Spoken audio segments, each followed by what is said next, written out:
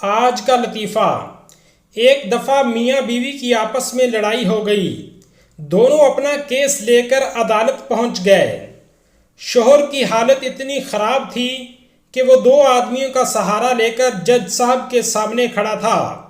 उसके सर पर पट्टियां बंधी हुई थीं, एक बाजू टूटा हुआ था और टांगें कांप रही थीं। जज साहब ने कहा, मुकदमे की नुयत बयान की जाए। बीवी गरज के बोलती है कि जज साहब, मैं अपने जालिम शोहर पर इल्ज़ाम आयद करती हूँ कि इसने मेरे चेहरे पर जोर से थप्पड़ मारा था।